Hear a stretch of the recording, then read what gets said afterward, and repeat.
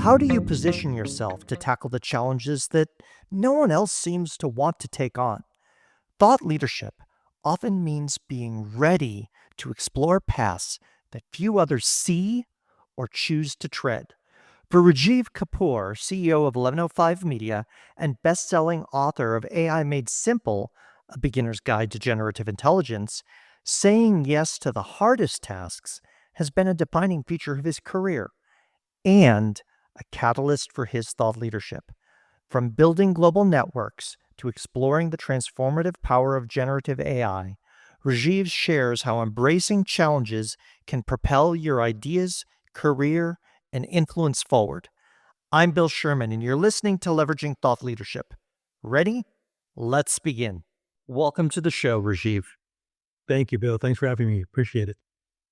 So, you and I were talking earlier, and you have had a journey where you were the first one to raise your hand when there was a hard thing to be done. Could you start with that story? Because I think that informs some of the work you've been doing in thought leadership.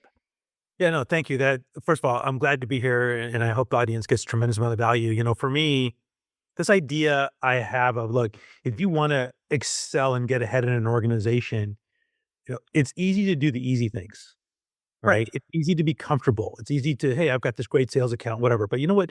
If you really want to get noticed, if you really want to move ahead in an organization, raise your hand for the hardest thing or the most difficult thing or the may potentially even the most important thing that that company needs to have done. Because if you can make it work there, you'll just skyrocket your career. So I'll give you a So couple. let's jump in the time warp and go back to Gateway Yeah, and start there. yeah. So the gateway journey itself was crazy because I was born and raised in Southern California. I went to school in Southern California, and the job's in South Dakota. So first of all, raising my hand saying, "Yeah, I'll go do that job." By the way, was 100% commission sales. Everybody thought I was crazy. They thought I was nuts. But quite frankly, if I hadn't done that, I don't know if I'd be sitting here today. That's the first example where you have for anybody's listening and you're young or you got kids, you gotta go to the job. The job's not gonna come to you, and you never know where that's gonna go. So for me, it was 2 years in South Dakota. I lived in the Iowa side of the Sioux City border, worked in the North Sioux City, South Dakota side, and I remember going to lunch one afternoon about 5 or 6 months into the job, and I came back, and this was before email, right? This is back when we had monochrome monitors and 40 megabyte hard drive. Computers, but not the internet necessarily. Correct. And it was all, there wasn't even Microsoft DOS yet, right? And Gateway was starting to grow, Dell, all the AST, Northgate. I mean, there are hundreds of different Compaq, whatever. Right? All these companies are growing. Computers are becoming, standard for everybody. And so after lunch, I walk into the building, and this was back when we had cubbies. If you remember, we used to have cubbies, and our mail would go to these cubbies, and these little slots had our name on it, and you'd walk in, and You could leave each other notes basically by slide. Right. notes, Yeah. right? That was our carrier pigeon, Pre Microsoft Teams or Slack or right? anything like that. Exactly, Yeah. right. And so pre-email. So I walked up and I pulled out my stuff, and there was I remember the kid was orange, and there's an orange flyer, and it was from Ted Waite, the CEO founder of Gateway, and it said, "Hey, if anybody has any international experience, please come to my office at whatever 3 o'clock in the afternoon or whatever." And so I said, "Oh, okay." I did my internship in Paris. I did an internship in Australia. And I'm like, "Oh, okay. Well, I've got some international experience. Let me see what you want." So I walk over and walked into his office. And I was the only one there. I was the only one to show up. He goes, "Okay, well, it looks like you got the job." I go, "What job did I just What get?" job did I just sign up for? Yeah. Because you're our new international sales manager, and I need you to go to the Middle East. Do you want to go? I go, "What?"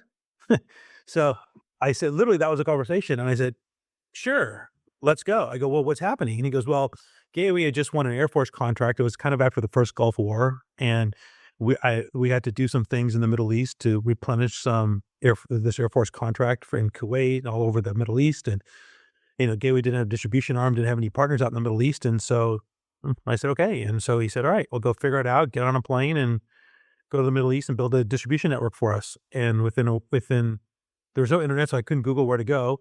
And in my mind, I'm like, you know what? Hey, I get a free trip to the Middle East. I've always wanted to see the pyramids. So I said, you know what? I'm going to go to Egypt first. So I flew to Cairo, and I stayed at a Hyatt. And I remember the first day I went and walked around. I got there and I went and walked around and checked out the pyramids and the Sphinx. And that was so cool. And I came back that evening and I saw the concierge there and I said, "Hey, do you guys have PC Magazine here, a computer shop or one of these magazines?" He goes, "Oh yeah, there's PC Magazine Arabic. It's at this newsstand. I'll go get you a copy, whatever." So send somebody to get me a copy. He comes back. And so I flipped to the back. And back then, if you all the good deals were in the back of the magazine. Absolutely, not the glossy stuff in front. Yeah. Right. And so I flipped to the back and I saw the first ad I saw was this ad for this company called Blue Moon Computer. And they had the logo of every single one of our competitors except for ours, obviously. I asked the concierge, go, "Hey, can you do me a favor tomorrow morning? Can you call these guys with me and tell them I'm visiting from the US. I'm from Gateway. We'd like to see if they'd be interested in carrying our product." And the guy said, "Okay." Went down, had breakfast, whatever, got the guy. He met me at 9 o'clock. He called them. And within 2 hours, they sent a car to pick me up, drove me to their office, hammered out a deal that day. They became a distributor in Egypt. And then they called friends they knew in Saudi Arabia, in Kuwait, in Qatar, in the UAE. And so I spent the next 4 to 5 months just traveling all over the Middle East from Egypt I went to Dhahran, Riyadh, Kuwait City, Qatar, Abu Dhabi, Dubai, Pakistan. I mean, so I went all over to set up this network. And it was all because, you know, you got to be resilient and figure this stuff out. And that was quite frankly, Gateway's first step into doing big international business. And that led to great things. And so that really helped accelerate my career. And I ended up doing more things at them. And then from there, I got recruited to come and join. And, I didn't really get recruited as much as I just couldn't handle living in the cold weather anymore of South Dakota. And so I remember it got so cold one day my ears would blister wearing earmuffs and my engine block was frozen and it was just crazy, right? And Yeah, and if you have to put the heater on your engine block and that just to be able to start, or that's Southern California boy, right? And, they teach you how to you have to unscrew the top or gas directly into the cover. And, so I did that a few times. And so, anyways, I'm like, all right, the Southern California boy just can't handle this cold anymore. And so I sent a resume directly into Dell, and I sent it directly to Michael Dell, and within a few days, I was on a plane to Austin, and they asked me if I wanted. They offered me a job, and I said yes, and packed up, and I moved down to Austin, Texas, and started there. And and then you got another ask for a hard thing there, right? yeah, I got a couple of hard things. So within a couple of months being there, I remember being in my desk and sitting at my desk in my cube. I turn around and Michael was standing right behind me, and he goes, "Are you the Gateway guy?" I go, "Yeah, I'm a Gateway guy." He goes, "Oh, I want to talk to you." So that afternoon, he started talking to me and he goes, "Okay, I want you to come and work for me. I want you to be one of my executive assistants. I want you to work with Bain Capital. They're helping us do a whole strategy and a reset because we're really hurting against Gateway and these other kind of providers or other competition. We're really trying to figure out what we can do. So will you do that?" And I said, "Yes." So I did that. And then, that kind of helped skyrocket my career within Dell so I worked hard, my goal was always try to be the hardest worker in the room.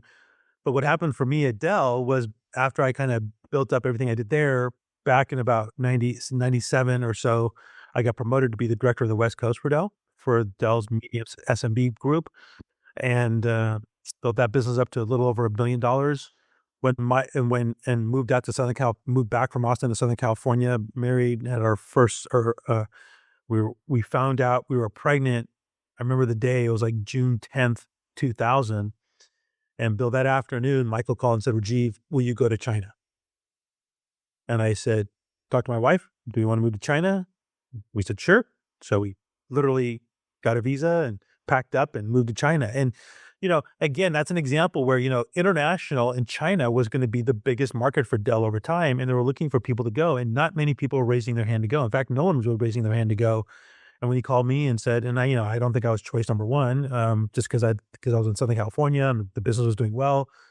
And they say, you remember him talking to kind of my boss, John, and John said, "Why don't you get Rajeev? I know he's always expressed an interest in going overseas." And he goes, "Oh yeah, let's go get Rajeev." And so called me up, "Would you go?" And I said, "Yeah." So packed up, went to China. Did speak the language, hard culture change. This was before the world moved to China, right? And so did that for a couple of years, and that was real. That was a real. It was a real exciting time. It was a tough time, and I think really developed. You haven't led a team until you've led a team in a country that's developing that doesn't speak English. Uh-huh. and you don't speak their language. So that was really tough. So that from there, did that for a long time, and then eventually went to Singapore, ran all of South Asia for Dell, and the rest is kind of history from that perspective. So let me pull you forward into the world of thought leadership. But we've established a foundation of here, you saying yes to hard things. Yeah. Number one, did you intend at any point in the Gateway Dell part of your career, or even back earlier, that you were going to write books? No, not really. I don't think the idea of the book concept really didn't come to me until maybe until so talk about other hard things. I went and got my MBA when I was 42. Hmm.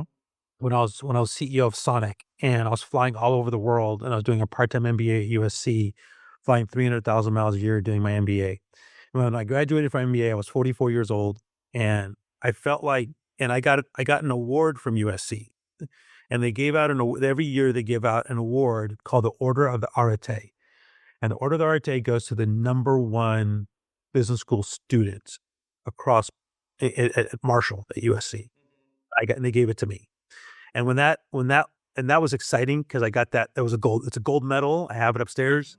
Medal is a really proud moment.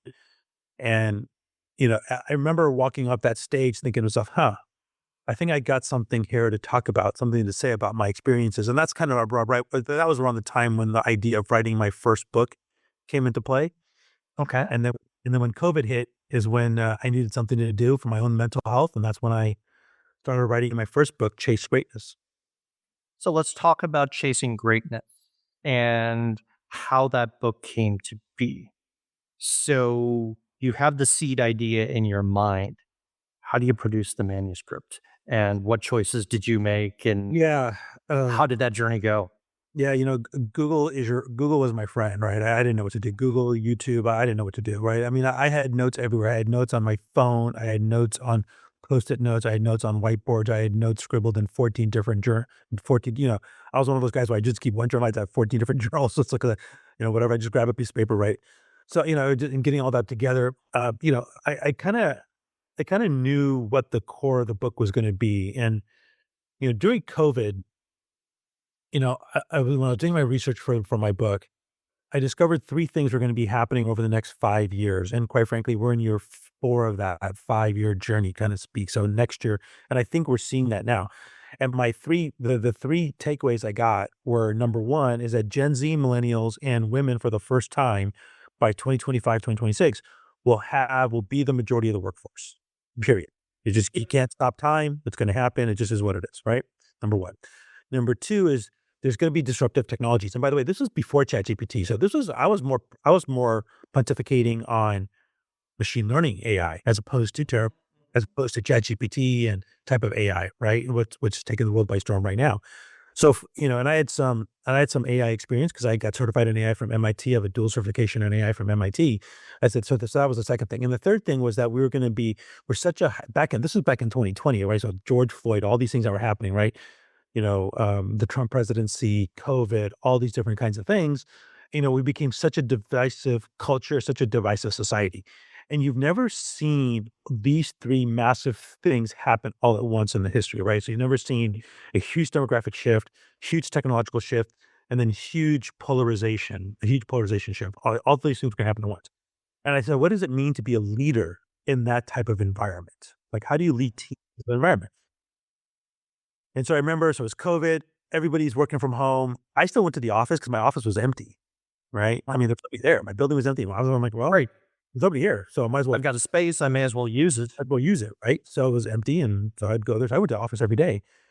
And so I remember on my whiteboard, I said, I remember sitting there and I remember exactly my feet were up on the desk and I remember staring at the whiteboard and I asked myself, what does it mean to be great? Like, what does that mean? So I went to the whiteboard and I wrote the word great on the whiteboard. And then I would stare at that for a few days. And then from there, I said to myself, oh, I erased it and I wrote it vertically and I wrote gratitude, resilience, empathy, accountability, and trust. So then I erased trust and I put transparency. And the first letter of all those five words spells great. And to me, in my thought leadership journey has been to be a leader now today with such a changing world, you need to be able to really understand those 5 key levers and use those 5 key levers as a leader to your advantage. You don't have to use all 5 at once, Mhm. but sometimes gratitude might be important. Sometimes a real resilient message needs to be important. Understand having empathy. The thing about empathy was really important to me was I grew up in the '90s and I grew up in a time, and you know this, where they say, "Hey, if you're gonna go talk to your boss about a problem, you better come with 3 solutions," Right. right? And that to me never sat well with me. And I didn't know why until COVID happened, because when COVID happened, nobody had a solution, right? Right. So, and I kept thinking to myself, And there were problems that we had never seen before in our lifetimes, right? right, Certainly, other groups of people had in history, but we were looking in the question of, okay, how do I find toilet paper if the shelves are empty? Some very practical stuff. It's like, do you have three solutions? No, I'm trying to figure this out as we go. right. And so there was no book for me to read. There was no board member for me to call. There was no mentor for me to call. Right. Someone can't say, oh, back when I was in your Right. shoes. There was no Harvard case study from bubonic plague days of what happened, right? So what am I going to do? So I got to figure it out myself. And so what I realized at that time was that when you're the CEO, when you're the leader of a team, it's okay if your employees don't have solutions because sometimes they just need to talk. Sometimes they just need to hear themselves think things out loud. Sometimes they just need a sounding board. Sometimes they just want someone to talk to them on the phone or go for a walk. Maybe you might not have a solution, but you might have an idea. You might have a thought that might trigger something else down the road for them or somebody on the team, right? So this idea, if you're gonna have a real open door policy, then you have to be really empathetic, right? And then accountability might be a lever. I'm not saying that, being grateful and having empathy doesn't mean you're not accountable. Absolutely. You have to hold people accountable, but you got to measure the right things. You have to make sure. And to me, people tend to measure the lag results as opposed to the lead Eating. results, Yep. right? Yep. So think about sales. Like in my business, I don't try to measure revenue on a regular basis. I try to measure what's all the activity that leads to the revenue, right? What's how many phone calls were made? How many sales proposals went out? How many Google AdWords did we buy for this event? Or what are all those activities we're doing? Right. And then if you look at those and you say our close rate isn't what it should be, but everything in front is looking good, then it's a different question rather than are you talking to people? Right. So if the close rate's low, how can you increase the close rate? If the close rate's great, then what's wrong? Is our yield wrong? Is something going on with our yield?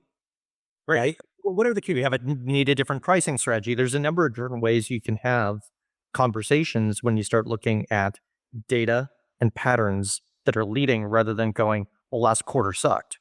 Yeah. So again, accountability, focusing on the right lead measurements became really important. And then, one thing I learned during transparency is that, one of the things I learned during COVID was that if you're going to get people to do great things and you want them to trust you, transparency comes before trust.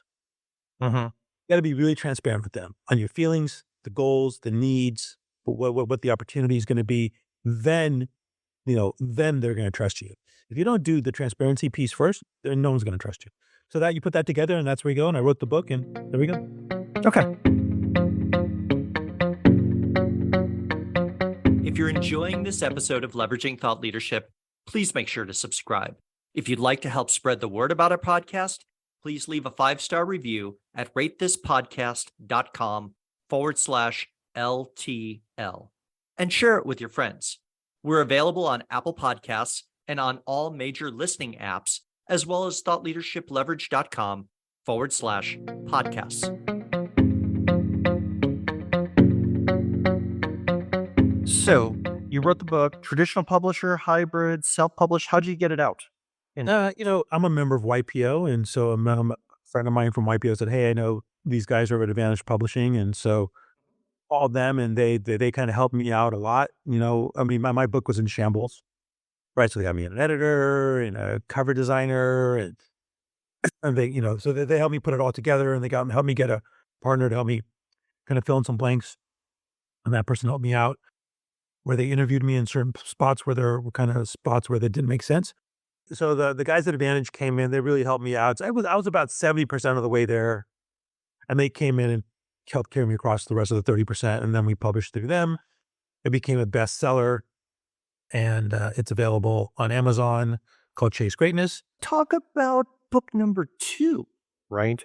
Because a number of people have the itch to do book number 1, and like you said, you didn't know quite what you were doing the first time around. It's a new piece. I mean, we've all picked up books, but the experience of going through and creating one is very different.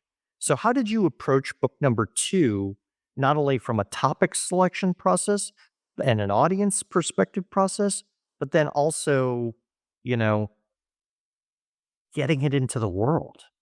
Yeah, so book number 2 and book number 3 are the same, just one's the first Yes. edition and one's the second edition. And so on November 30th of 2022, I remember sitting in my bed, and it was 6:30 in the morning, and my phone beeped, and it was a news alert from Apple News. It talks about something called ChatGPT, and Uh-huh. I'm like, "What is this?" So I open it up, start reading it, and I literally sat up in my bed, and I'm like, "What the heck is this?" And it floored me. I knew what I mean, having had my certifications in AI, been in the AI space for about close to 10 plus years. Yeah, I was kind of smarter than the average bear when it came to AI. I was not by any means an AI programmer or anything, but from a business perspective, I got it. And it floored me. It caught me by surprise, just like caught most people outside of Silicon Valley by surprise. And I remember texting We my thought it was much more like a cold fusion thing where it was always 10 to 20 years away rather than here it is and it's now just go online and start having conversations, right? I mean, obviously, reading this article, I'm a little skeptical, and I'm like, all right, well then, but so I went and I remember opening an account right away, and just started playing around with it in the little prompt box, and didn't know what the heck I was doing. And I remember the first thing I said was, I remember it says, "Can you teach me how to make pizza?" And within 10 seconds, it showed me how to make a pizza. And it even asked me, "What kind of pizza do you want?" I'm like, "Oh my God, this is crazy." And I remember texting my team right away saying, "Guys, go create an account. You could jump on this, it's gonna change the world." I mean, and my business, so 1105 Media is a B2B marketing and media technology company. So we cover cloud, we cover data analytics. We do all that stuff in the technology sector, or cybersecurity. So we do all that already. But we didn't do much. We had some things in AI on machine learning and things like that, but none of the Gen AI stuff. And they thought I was crazy. My team thought I was absolutely. So it reminded me back of a time back in like 95, 96 when the internet first came out. I remember back at Michael Dell's office. I think I told you the story. I was in Michael Dell's office and he walked in with his box. And the box had Mosaic on it, and it was essentially the Netscape browser, and it's all on floppy drives, right? He throws it on the desk, and there's about 10 of us in his office. He goes, "Okay, go figure out how to sell computers on this thing." And we're like, "You're crazy. You're dumb. You're an idiot. You're a moron. What are you talking about? Who's going to buy a computer? What? What's the internet? Who's going to buy what? This is dumb, right?" And so that was the same reaction I was getting. What? This is stupid. What? Who's going to do what? What? And so, anyways, I remember calling my son at the University of Miami. He said, "Oh, Dad, I'm checking it out right now." And I remember talking to my other son. He was at USC, and he's going, "Yeah, Dad, I'm testing it right now. Doing some math on it right now, testing it." So, kids were already starting to embrace it within a couple of hours of it being released. And I remember having a call with my team that morning, and I said, "Guys, this is going to change the world. Everybody's going to have to learn this." And so hung up with them. They eventually got religion around it. Took them about a month. They got religion around it. And I remember this is November 30th. So it was around Christmas, New Year time. And I said to myself, you know what? Everybody on the planet's going to have to learn AI, going to have to learn this stuff, Gen AI. It's going to affect everybody. And so people are going to need to get trained on it. And so why not write a little not quick book, but so let's write a book on it. And so it was really easy. Kind of had an idea of what I wanted to write. And so I started writing AI Made Simple and a beginner's guide to generative intelligence. And I couldn't call it AI for dummies for obvious reasons. So I wrote it. It took me about 6 months to write it and self-published it and launched it. And I launched it in September of last year. And up until May of this year, I think it was the number one best-selling AI book on Amazon. And and the funny thing is that when I launched it, it was already obsolete. And so I said, should I do a second edition? So then I started working on a second edition back in February of this year, and then launched the second edition in June. The second edition is doing well. The problem is people are still buying the first because Amazon doesn't let you discontinue the first edition. Right. So, or buying the first edition and the second edition. So it's done well. So I'm debating on whether or not I'll do a third edition. I don't think I'll do a third edition just because it's a lot of work, but instead I might open up my little YouTube channel or do something talking about the latest and greatest. Well, and there's several options, right? You can go and do shorter updates. You can use different modalities. You could also get someone to help you do the updates on it, right? And just hand that off, right? So Yeah. you're wearing the hat of CEO for 1105 Media, and at the same time, you're wearing this author hat, right? So Especially for a fast changing, as opposed to your framework on greatness that you built, chasing AI is sort of a Red Queen's race. yeah, and so from there, um, I've been thinking about, building out some AI courses for beginners. And look, the demographic for AI Made Simple, it's not your CIO, your CTO, your techie geeks who are going to get this stuff right away. People who are already experiencing AI. No, this is written for my 80-year-old mom to understand AI. Uh-huh. This is written for that for that person who is, hey, you know what? I don't know anything about technology, or I'm a technology novice. I'm a little worried about this stuff. No, that this is simply easy to understand how to use this stuff, and anybody can embrace it and read it and understand it. In fact, I got a call the other day from this lady. She hunted me down at my office. She left me a voicemail message. She was 81 years old. She lives in Austin, Texas, and she started a book club. And her book club chose my book. And they invited me to come and speak to them. And I got on the Zoom call with them, and just like this, and there was 12 people in the room, and they had all read my book, and they were all in their late 70s, early 80s, and they all wanted to embrace AI, and they're all using it for great things. They're all having fun with it. That's got to be a great experience, sort of, and it's an intrinsic reward to know that you're making impact in scalable ways. My question is, you've got this dual hat.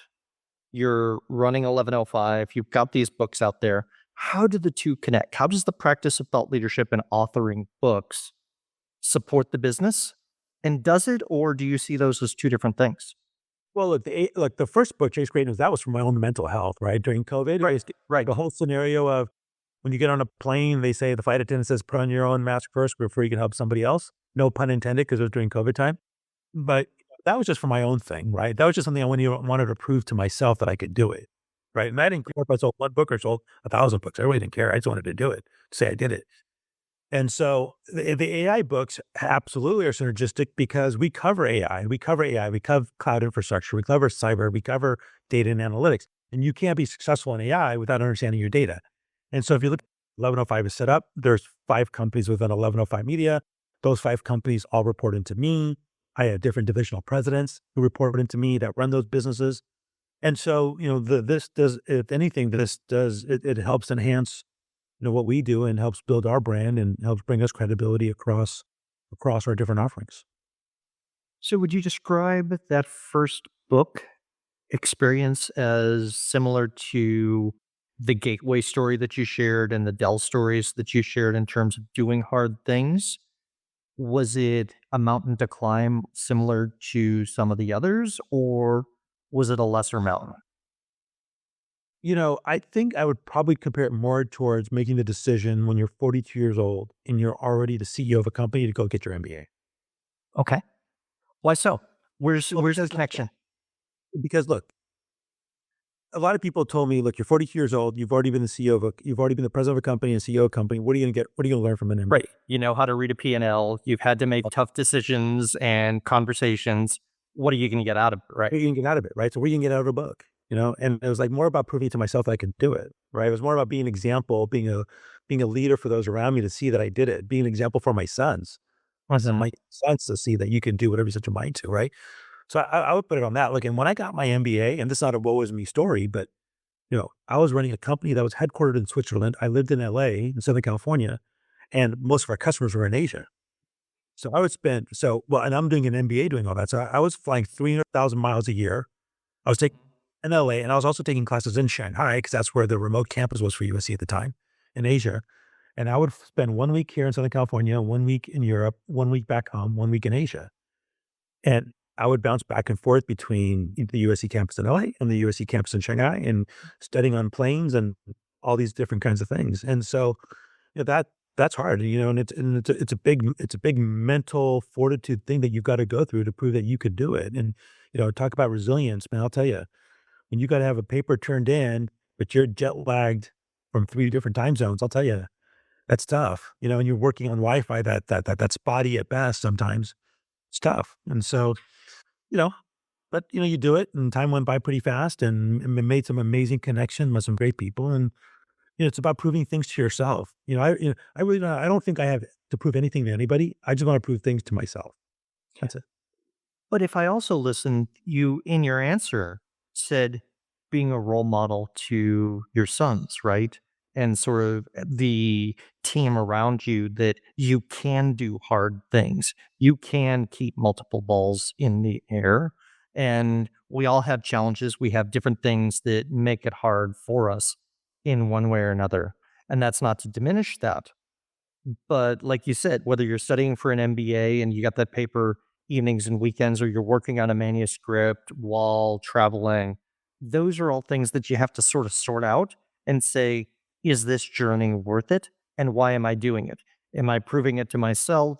Is this needed for the business? What's my goal? Because if you don't have clarity around that, it's easy to walk away from a project. Yep.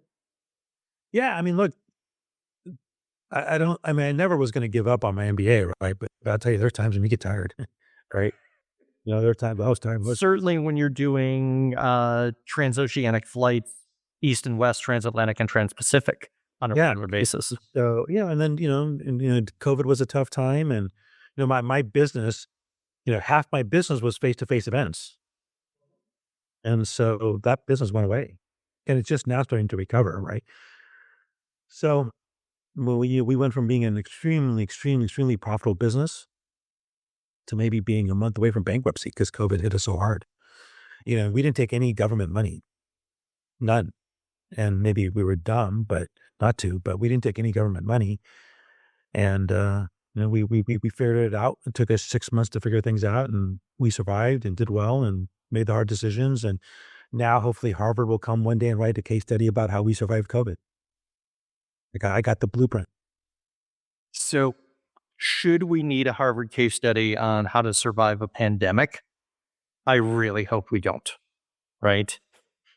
As we begin to wrap up, I wanna ask a couple questions. And the first one is, where do you see yourself going next on your thought leadership journey? Look, I'm still pretty young, I'm in my Mhm. mid-50s.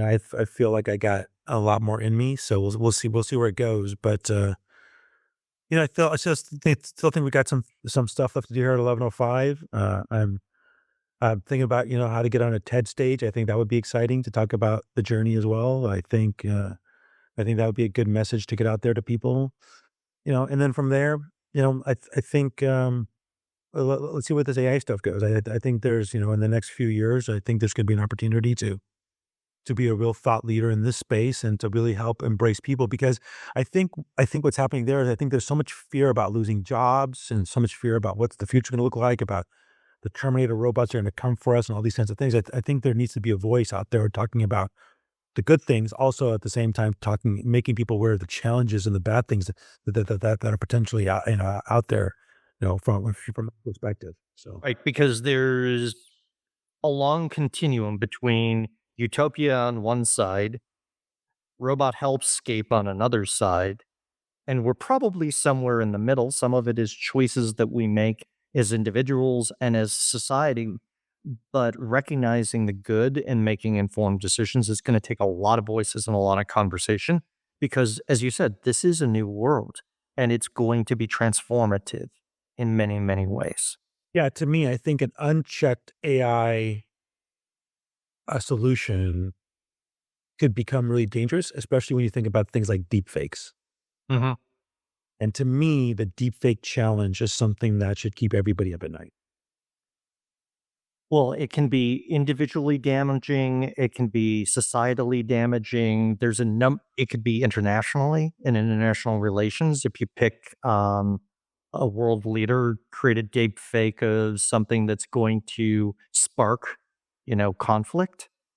Those are things that we have to not only be thinking about and not in a small ecosystem, national security and technology, but then also prepare a broader society for. And we could have an entire different conversation around how do you take something which is technically complex and encourage people to learn to question what they see with their own eyes. Yep.